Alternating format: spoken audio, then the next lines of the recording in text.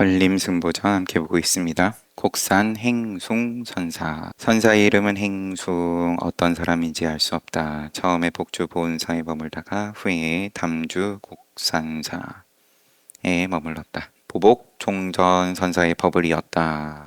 설봉의 적손이다. 행숭이 문도 제자들에게 내가 비록 부재할 때라도 일찍이 모든 형제들을 위하지 않음이 없었다. 만약 일찍이 사람을 위해 준 은혜에 보답한다면 그대들이 생각과 아르마리와 몸에서 벗어났다고 인정해 주었다라고 하면 인정해 주겠다 라고 보고요. 일찍이 사람을 위해 준 은혜에 보답한다면, 사람을 위함을 넘어선다면 그대들이 생각이고 아르마리이고 오음의 몸에서 벗어났다고 인정하겠다. 앞에 문장, 내가 비록 부재할 때라도 일찍이 모든 형제들을 위하지 않음이 없었다. 있고 없고 상관없이 늘 위했다 인 거냐, 위했다 위하지 않았다 이런 말도 필요 없다. 사람을 위한다 이런 은혜에 보답한다면, 보답할 줄 안다면, 그러면 깨달았다고 인정하겠다. 만약 그렇지 못하면 은혜에 보답할 때를 기다려서 양 입술을 열어 비로소 사람을 위해 줄 것이니 그대들이 아직 생각과 아르마리에서 벗어나지 못했음을 알겠다. 그러므로 고인은 옛사람은 덧없는 일이나 하면서 두꺼비 옷을 걸치고 있는 나그네라고 부르는 것이다. 빨리 상응함을 얻고자 한다면, 상응하고자 한다면 지금 서 있는 자리에서 증험하여 무슨 죄의 허물이 있는지 알아봐라. 그렇지 않으면 육근, 근과 생각 사자 사를 쓸데없이 배회하게 될 것이다. 하루 종일 연구하고 찾기 시작해서 호련히 어느 날 엿보게 되더라도 조금 얻은 것으로 만족해서는 안 되고 다시 구경의 이치를 연구하고 궁구해야 한다. 기생집과 술집에 이르러서 더럽거나 깨끗하거나 좋아하거나 싫어하는 것을 만나는 경우에 그대가 엿볼 것으로 이 경계를 다했다고 여길지라도 여여함이나 계율에 들어가서 시로락이나 터럭만한 하나의 법을 본다면 이 일을 보았다고 인정하지 않고 무명에 가려진 것이라고 말하겠다. 조금 얻은 걸로 만족하지 말고 구경의 이치가 있음을 늘 염두에 둬라. 더럽고 깨끗하고 좋아하고 싫어하는 것, 이런 가지가지 경계에 이 경계를 다했다 여길지라도 역시나 조금 얻은 것에 불과하다. 여여함이나 경계를 당하여 가지고 내 마음이 여여하네, 편안하네, 내지는 계율이 참 청정하다. 그렇다 하더라도 무명에 가려진 것이라고 말하겠다. 보름직이 율법이 있다라는 법이 어떤 법이든 간에 모양 한번 세웠으면, 떠올렸으면 일체 율법이 특별한 법이라고 보지 않아야 비로소 완전히 갖추게 되는 것이다. 이 자리에 이르더라도 이르렀다는 생각을 던질 수 있어야 자유자재하게 개합해서 꿰맨 흔적이 남아있지 않게 된다. 만든 흔적이 없다. 마치 물이 물에 들어가는 것과 같고 불이 불에 들어가는 것과 같고 바람이 바람에 허공이 허공에 들어가는 것과 같은 것이다. 만약 이와 같이 할 수 있다면 그 자리에서 일구검을 빼들고 천하인의 의심의 그물을 끊어서 다시는 비슷함을 일으키지 않게 되리라. 마찬가지로 꿰맨 흔적이 있고 똑같이 만든 흔적이 있는 그런 비슷함. 그러므로 고인이 말하기를 대용을 어지럽게 일으켜도 전체가 진여의 작용이 되리라고 하였다. 만약 이러한 사람이 있다면 이러한 경계에 도달할 것이니 누가 감히 그 앞에서 시비를 설하겠는가? 그름을 누가 설하겠냐? 누가 따지겠냐? 무슨 까닭인가? 이러한 사람은 모든 한량을 뛰어넘으며 한계와 양을 뛰어넘고 인과를 꿰뚫어 벗어나리니 일체처에서 이 사람을 속박할 수 없을 것이다. 형제가 만약 능히 이와 같다면 괜찮겠지만 만약 이와 같지 못하다면 반드시 이 일을 끝내야만 하고 멋대로 발언과 토기를 해서 기운을 토하다 무량겁통한 무량겁토록 빠지거나 떨어져서는 안 된다. 이러한 때에 이르러 은혜를 갚지도 못하면서 은혜를 갚았다고 말하면은 안 된다. 부처의 은혜든 사람으로 태어난 은혜든 깨달을 수 있는 종지를 가진 진인 은혜다. 그런데 멍멍이로 살고 있으니 은혜를 모른다. 각범 선사의 찬 동산 청품 선사가 지은 징심당록 행송의 말이 수록되어 있어서 자세하게 음미해 보았더니 기상이 암두 스님에 못지않았다. 많은 내용을 볼 수 없었던 것이 안타깝다. 기록이 많지 않은 것이 안타깝다.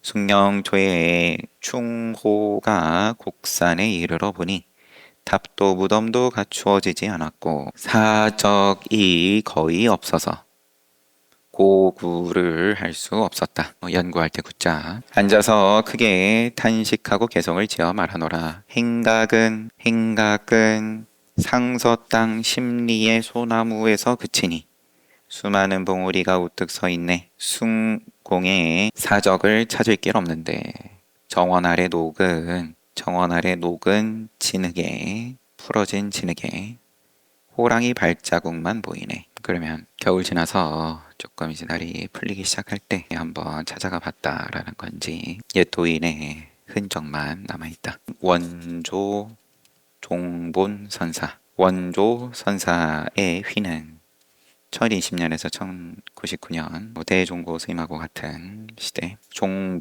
종본으로 관시 집안 자손.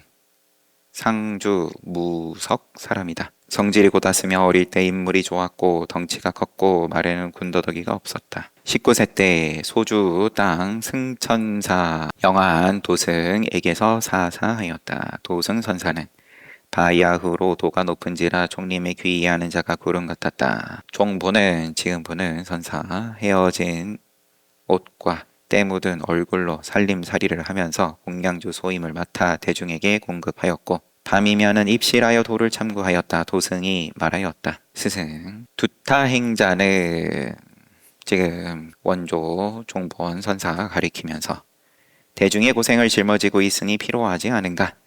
만약에 한 법이라도 버린다면 보리를 만족시킨다고 할 수가 없습니다. 실로 다음 생에 이 몸으로 증득하고자 한다면 감히 피로하다고 말할 수 있겠습니까? 도승은 마음속으로 기특하다고 여겼다. 나이가 며칠 난지 19세 때 영한 도승에게서 사사하였다. 그 이후인지 그 전인지 또 10년 만에 삭발하고 계를 받고 3년 동안 부지런히 살았다. 여기서의 사사가 절에 들어간 때를 말한다면 여튼간에 10년 만에 계를 받으면 너무 늦게 받는 거니까 보통 앞서서 쭉 20살이면 다 계 주였으니까 일찍 절에 가가지고 어릴 때 그렇게 그럼 고생하고 공양주하고 살다가 그렇게 한번 봐보죠. 10년 만에 어쨌든 절에서 10년 살고 또 3년 동안 부지런히 살았다. 계를 받고 도승을 하직하고 제방을 다니면서 두루 참고하였다. 처음에 지주 경덕사에 이르러 천의 의회 선사를 뵙고 그 자리에서 깨달음에 기합했는데 대중들은 그를 알아보는 자가 없었다. 일찍이 시자가 되었는데 잠자기를 좋아하여 코를 골고 자는지라 그 소리를 듣는 사람들이 그를 싫어하였다. 의회에게 말하니 의회가 웃으면서 말하였다.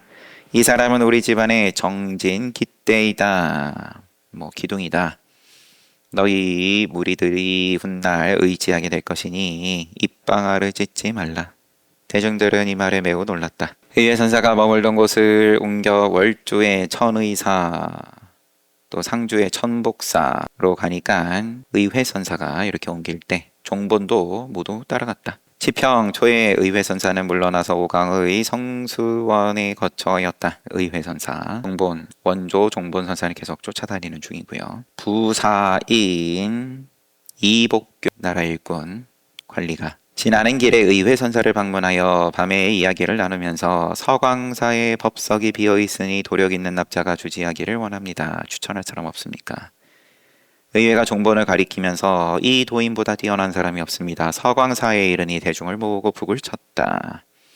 갑자기 북이 떨어져서 대굴대굴 구르는 소리가 진동하자 대중이 놀라는지라 어떤 스님이 외쳤다. 이 화상의 법의 뇌성이 천지를 진동시킬 만큼 상서롭구나. 그리고는 갑자기 있는 곳을 알 수 없었다. 이 소리를 지른 대중이 사라졌다.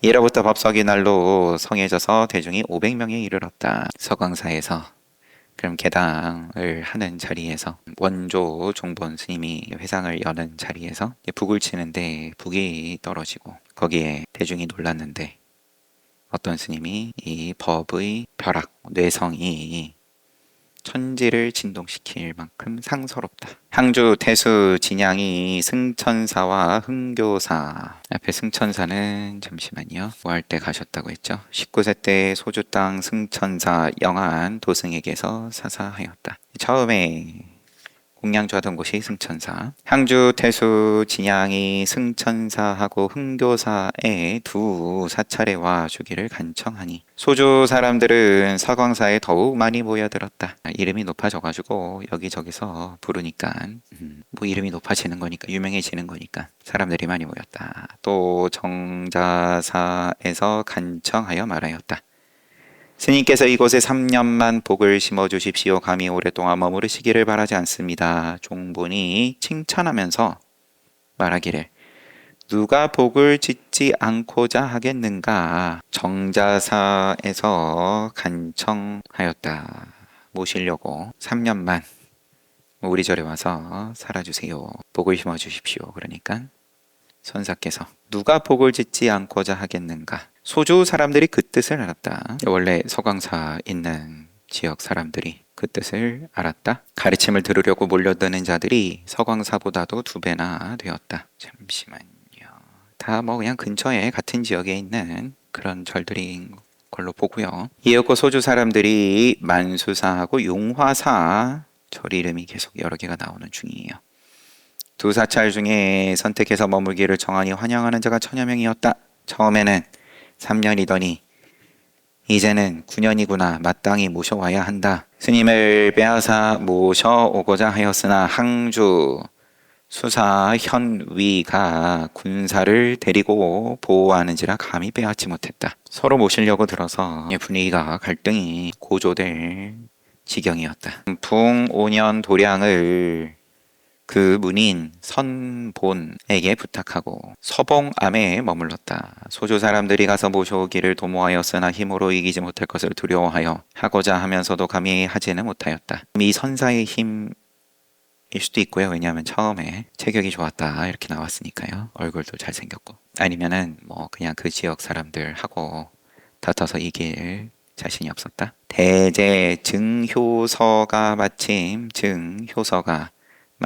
소주 땅에 있을 때 일찍이 종본에게 돌을 물어 지극한 요점을 알게 되었는데 그 인연으로 암자로 찾아왔다. 강나루의 배를 갖추고서 아직 인사를 하고 떠나자 종본은 그를 전송하고 배에 올라 담소를 나누면서 기쁜 마음으로 돌아와 소주 사람들의 심사를 위로했다. 이에 종본을 궁룡산 복진원으로 모시니 나이는 63. 오래지 않아 신종 황제가 상국사를 열고 64원을 서원 8개, 유런 2개로 만들었다. 63이면은 황제 직할의 절들일 수도 있고요. 이거를 정리를 했다. 선원 8개하고 유런 2개로. 6개는 중귀인 양종정이 그 일을 감독했다. 역에서 종본을 초청하여 해림사의 주지로 삼았다. 이미 이르니 사람을 보내 3일 동안 수고를 묻고 조칙으로 절문에서 법을 펴게 하니 만인이 예배하여 우러러보았고 법회가 수승하여 미륵이 하늘로부터 내려와 인간이 되었다라고 하였다. 사람들이 다음날 소명을 받고 황제의 소명을 받고 연화전에서 입대하였는데 유사가 의식을 가르친 후에 모시고 갔다. 입대를 마치고 천자를 위해 만세를 부르고 연화전에 오르니 좌복을 하사하였다. 좌복에 앉아 다리를 포개고 가부좌를 하니 모시고 있던 사람들이 이게 예법 황제 앞에 예법에 안 맞는 거였겠죠. 좌복에 앉아 다리를 포개고 가부좌하니 모시고 있던 사람들이 깜짝 놀라서 서로 돌아보는데 종보는 태연자약하였다. 차를 내리니 잔을 들어 천천히 마시고는 흔들었다. 이것도 예법이 아닐란지 싶고요. 임금이 물었다. 어느 절에서 공부하셨습니까? 승천사 영한사입니다. 승천사는 이제 처음에 출가하고 영한 도승에게 처음에 가르침을 받았고 그 다음에 천의 의회 스님을 모시고 깨닫고 그러고 이런저런 절들 계속 따라다니면서 수행하고 영한사를 이야기를 했는데 승천사하고 여튼간에 임금이 그 진실됨을 좋아하여 기뻐하였다. 그러면은 처음에 앉을 때 모습부터 들어와가지고 보인 모습에 대해서 하는 표현이겠죠. 간단하게 말하면 황제 눈치 안 보고 당당하게 자기 모습 씀에 좋아하여 기뻐하였다.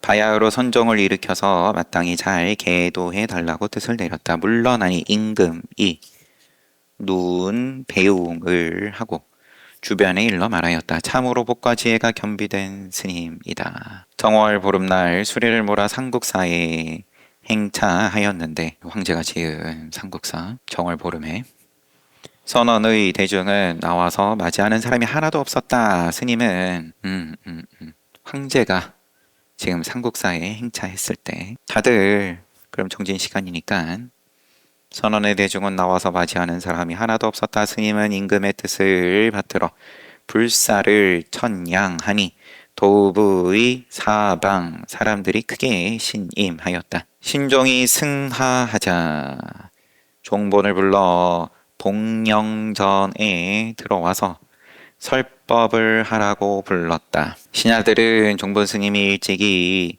선제 지금 돌아가신 황제에게 예경을 받았기 때문에 그를 보자 오열하면서 자신들을 주체하지 못하였다.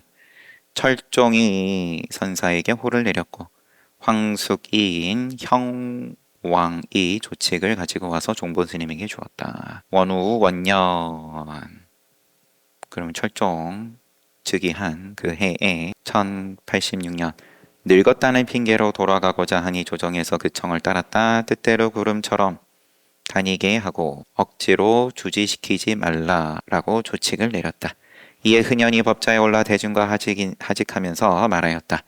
본래 집 없는 객인데 임의대로 다니는 것을 어떻게 감당하겠는가. 순풍이 노위에 더해지니 배는 양주로 간다. 왠지 조정에서 조칙을 내린 거랑 바로 이어서 써놓으니까 뭐 실제로 그럴 수도 있고 뜻대로 구름처럼 다니게 하고 억지로 주지시키지 말라. 뭘 이래라 저래라야 당연한 소리 하고 있어. 그런 느낌으로 이제 마지막 법자에 오르셔가지고는 대중과 하직하면서 본래 집 없는 객인데 임의대로 다니는 것을 어떻게 감당하겠는가.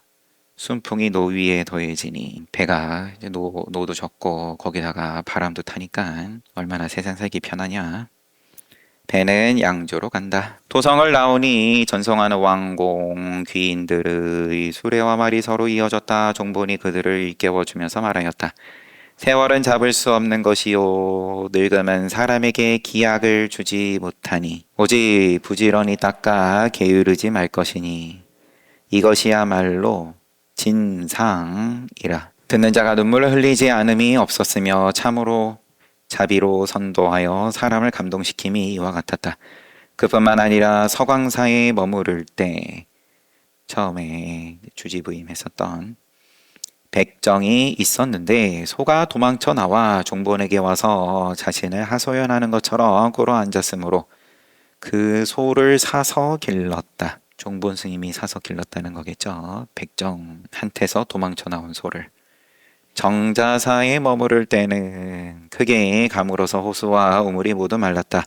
절의 서쪽 모퉁이에 있는 감천이 저절로 솟아올라 금 뱀장어를 잡았다. 이에 우물을 청소하고 그 못에 고기를 던져주었다. 절의 대중 천여 명이 퍼내도 마르지 아니했다. 장씨의 여자가 죽었는데 꿈에 그 어머니에게 말하였다. 나는 죄를 지어 뱀이 되었습니다. 꿈을 깨고 나서 관 아래에서 뱀을 잡아 이것을 가지고 종본에게 오니 설법을 해주고는 다시 죽은 곳에 두니 잠깐 사이에 검은 매미가 관 위로 날아가니 뱀이 간 곳이 없었다. 모친이 빌면서 말하기를 만약에 내 딸이 세상 속에 들어간다면 마땅히 너를 가지고 다시 정자사를 찾아가리라 라고 하니 종본이 다시 위하여서 설법을 했다. 그날 밤 꿈에서 딸이 말하기를 두 가지 과보에서 이미 벗어났습니다 라고 하니 그 이류를 교화함을 나타내는 것도 이와 같았다. 다른 종류, 축생. 종본은 평소에도 신실하게 살았으며 논변이나 학술을 일삼지 않았다. 그러나 설법으로 이름과 세력을 떨쳐 조금도 한가할 겨를이 없었다. 고려, 승통, 의천, 우리 잘 아는 의천이 왕자로서 국명을 받들어 송나라에 사신으로 와서 종본의 이름을 듣고 제자의 예로서 보기를 청하였다. 그 얻은 바를 물으니 화엄경으로 대답하자 이 종본 선사께서 화엄경에 삼신불이 있는데 보신이 설하는가, 화신이 설하는가, 법신이 설하는가. 그러니까 의천이 대답하기를 법신이 설합니다. 법신은 사바세계에 두루한데 당시의 청중은 어느 곳에 있느냐? 누가 듣냐? 법신 아닌 게 없는데 법신이 설하면 누가 듣냐? 법신이 설하면 뭘 고생해서 여기까지 왔어? 고려에는 법신이 없냐? 라고 하진 않으시고 법신이 설합니다 하니까 법신은 사바세계에 두루한데 통째로인데 당시의 청중은 어느 곳에 있느냐? 의천이 망연자실하여 더욱 더 흠모하여 복종하였다. 대자인 소보 이단 대대로 불교를 공부한다고 자처하자 종본이 물었다. 시방에서 함께 모였으니 개개의 배움이 무위입니다. 이미 무위라고 말하였는데 무엇을 배웁니까? 오온으로 얘기를 하면 색수상행식 다 모여서 덩어리가 되었다. 인연 따라서. 그렇지만 부분들 모여서 나다라고 만들어지기 이전에 각각의 부분이 무위인데 지도 무위고 수도 무위고 화도 무위고 풍도 무위고 아니면 나누고 싶은 대로 스스로를 구성하고 있는 요소를 어떻게 나누든 마음대로 그럼 나눠보고 각 부분에 대해 무위인데 그러면은 그 조합 또한 이미 무위인데 지금 태자인 이단원은 불교 공부를 한다고 열심히 끌어모으고 있으니까 요거 배우고 저거 배우고 그 다음에 또 뭐 배워야 되냐 이런 거고 모아봤자 무위인데 이공이 대답하지 못했다. 설도의 도법이 종본에 이르러 크게 성하였다. 노년에는 영암에 거주하면서 문을 닫고 조용히 머무니 사방에서 따르는 자들이 서로 그의 도를 바라보면서 흩어지지 않았다. 원부 2년 12월 갑자일에 인멸하려 함에 목욕을 하고 누우니 문도 제자들이 둘러싸고 청하였다.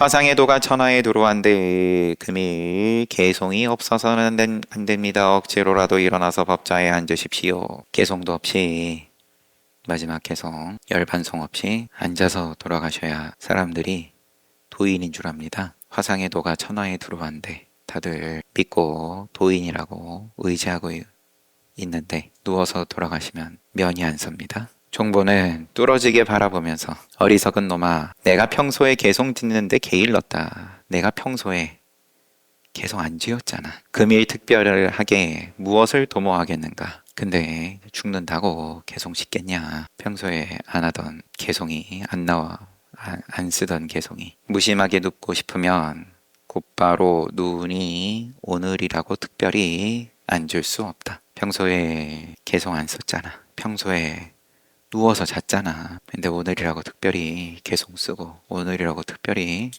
그럼 앉아서 잘까? 붓을 찾아서 이렇게 혼내키시고는 그래도 줘봐 하고는 크게 5자를 쓰고 말하였다. 뒷일은 수영에게 부촉한다. 붓을 던지고 누우니 깊이 잠든 것과 같은지라 흔드니 이미 가버렸다. 문도 제자들이 영암산에다가 스승의 전신으로 탑을 만들었다. 나이는 80, 법납은 52. 찬하여 말하노라.